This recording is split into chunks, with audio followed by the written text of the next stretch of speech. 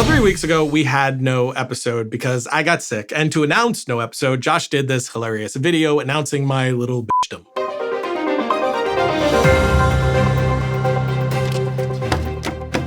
This just in. Disaster has struck Hollywood, Texas. The director of the acclaimed films such as UFO Yeah and those films with the lowercase i's, Ryan Connolly, has fallen ill. Official diagnosis from his doctors is that he has been terminally diagnosed as a little bitch. Then the very next week, karma struck, Josh got sick, and I was able to return the favor. This just in. A mild inconvenience has struck Hollywood, Texas. A mostly unknown member of Film Riot known as Josh Conley has, due to its contagious nature, become a little bitch. Then last week we had no episode again because one of our employees tested positive for COVID. So we had to shut down the studio, wait for everybody to get their tests back. It's just been a weird month overall. But in the response video that I did for Josh, we did this effect.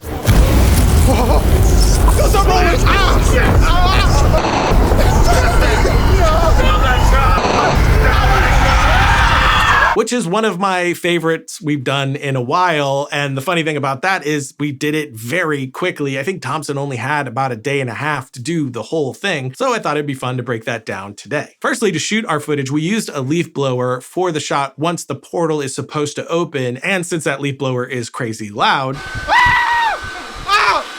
not again! We did a take with no leaf blower so we could get the sound for the piece.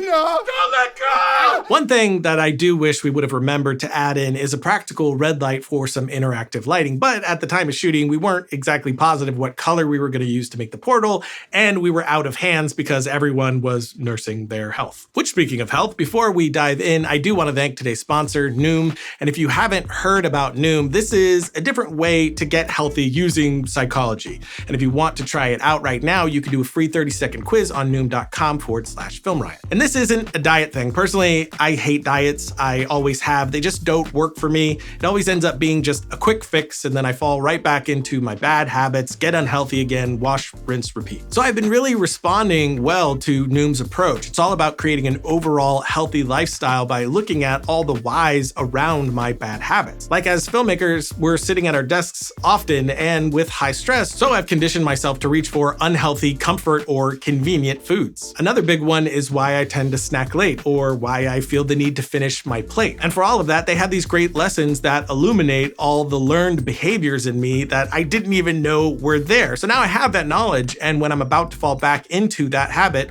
I remember that why. And I also personally just love gamifying things, tracking things, making lists, that sort of thing. So being able to track my food right inside of Noom has helped a ton. But one of my favorite things is the ability to connect with a coach, not a bot, a real person that can check in on you, that you can send messages to for accountability and general questions. And sometimes when trying to change a lifestyle thing like this, just having someone that can hold you accountable is the difference between success or failure. So give it a look by taking the free 30-second quiz at noom.com/filmriot. And if you do, let me know how it goes so we can get healthy together.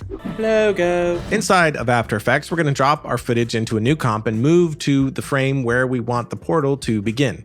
Press Ctrl+Shift+D to slice the footage at this frame. Then we moved through and made a slice at each section where the portal will be visible. Right-click and create a new null object. This will be for our first track. Move it to start at the same frame as the first sliced footage section and right-click the footage. Then track and stabilize and track motion. We'll move the tracker near to where the portal will appear and enable a rotation track too. First few tries, we actually got bad tracks, so we scaled them up, and on some frames, we can manually correct the trackers. Trackers also can't go out of frame, so at this point, we end the track and can manually fix those frames later. Apply it to the null and go back to the comp window. We need to roto out a version of Justin to place in front of the portal, so we'll duplicate the footage and delete the tracker, then double-click to open it in its own window. Using the RotoBrush tool, we'll select inside Justin. You can click again to add extra areas or hold Alt and click to subtract. We also increase the feather slightly. For more hair detail, we can change to the Refine Edge Shift tool and draw around the edge of this wig. Press play and it will go through and roto each frame and play once it's finished. Check if there are any changes you need to make, and we can see that we have a lot of issues, so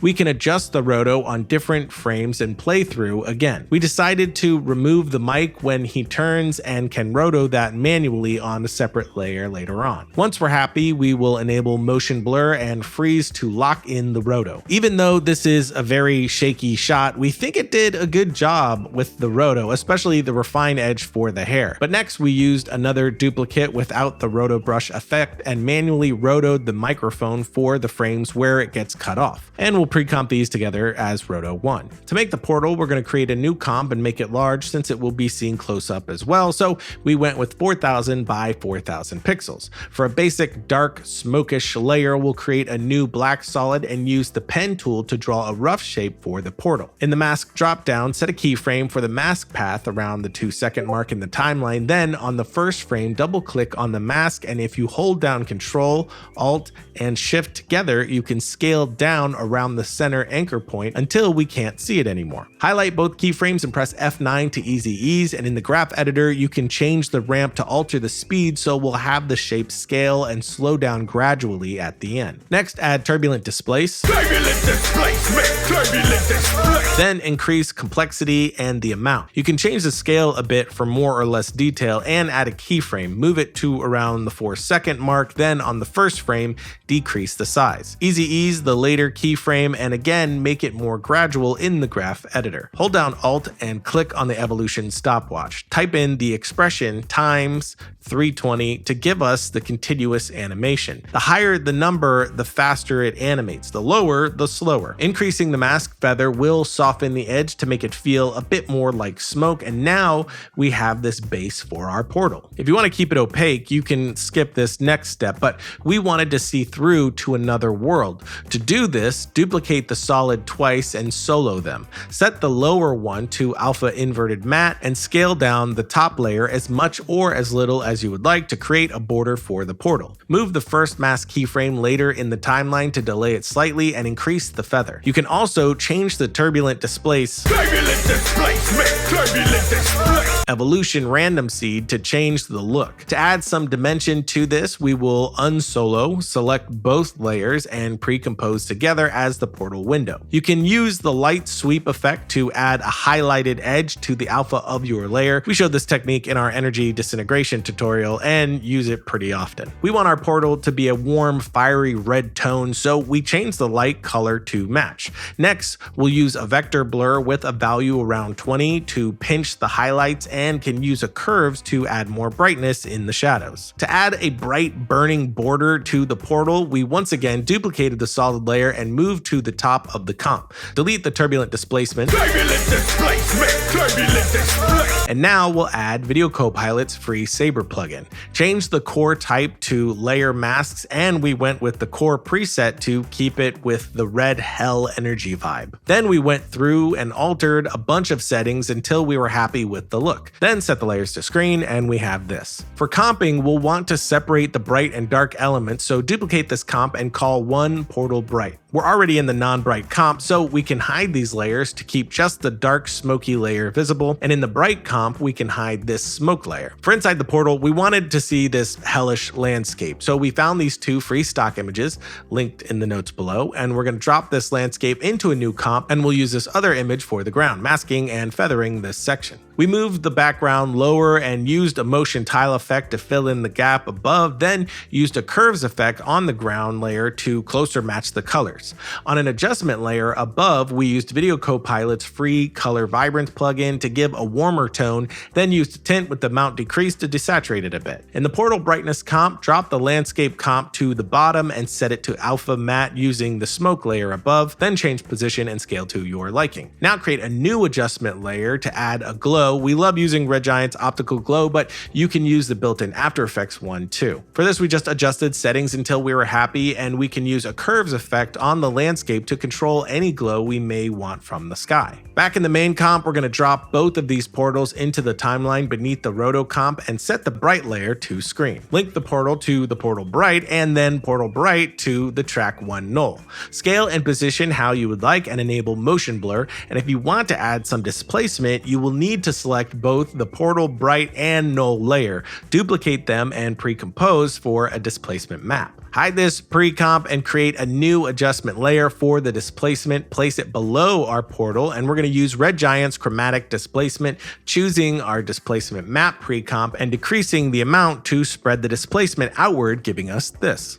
We can also add a similar displacement in the portal bright comp, placing an adjustment layer below the portal window and using a vector blur. Selecting the portal window comp for the map, changing the property to alpha and boosting the amount to displace our landscape. To add to the hell theme, we wanted some embers to spill out from the portal, so we used assets from our embers pack, which these are also included in the infinity pack for anyone who has that. But first we're going to use spark 1, we'll drop it into the comp and set the blending mode to screen, link it to the track and enable motion blur. Then alter position, scale, and rotation. We change the speed to 75 and keyframe the scale to increase at the beginning. We also used a tint and curves effect to make the embers darker and more red. Then added a mask with a high feather set to subtract at the center. We then used a few more assets such as Fire Embers 8 above as well as Fire Embers 7 and Magical Sparks 3 beneath our roto layer, giving us this. Next we're going to add a new adjustment layer above everything with some more glow. Once again, we're using optical glow for more control and just masking away any areas that we don't want to glow. To add some red light spill onto Justin, we can go into the roto comp and use an adjustment layer with a curves effect, boosting the reds and keyframing the opacity to fade on at the start. We could mask and feather the layer itself, but then we'd need to keyframe the mask to move with the shaky camera motion, so instead we'll copy and paste the track into this comp and use a new solid link to the track. Set the adjustment layer below to alpha matte and use a mask with high feather on the solid, which will now move correctly. This color layer can really help make the layers feel more cohesive. And for the close-up sections, we went through the same steps. First, track the background,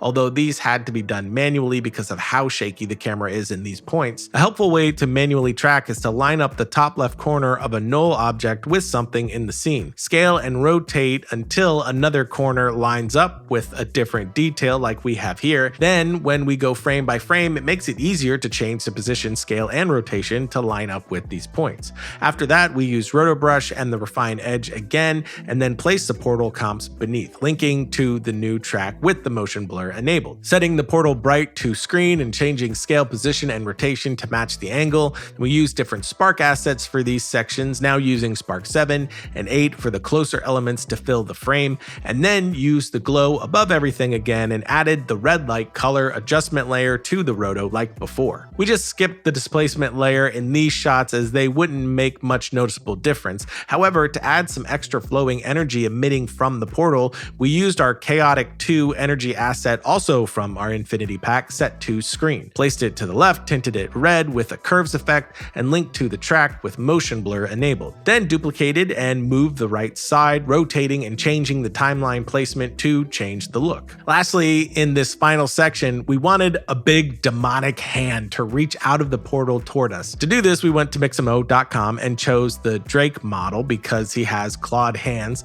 We downloaded it as an FBX file and imported it into Blender to do a simple animation. We have no need for anything except an arm, so from the front view, we will go into edit mode and enable X-ray, box select everything but the arm, and press X to delete. We also wanted to make some quick adjustments, so in sculpt mode, we use the grab tool to stretch and warp the fingers. In pose mode, we moved to around frame 40 and extended the fingers into the final pose, pressed A to select all, and I to insert a keyframe for location, rotation, and scale. Then we moved to the first frame and changed the bones to more of a closed fist and added another keyframe, giving us this simple hand opening animation. We can now export this as an animated OBJ sequence to use inside of After Effects. You can also save each texture map from this drop dropdown in the UV editing tab. And back in After Effects, we'll create a new comp for the demon hand and make a new solid. Using Video Copilot's Element 3D plugin, we're going to import the OBJ sequence,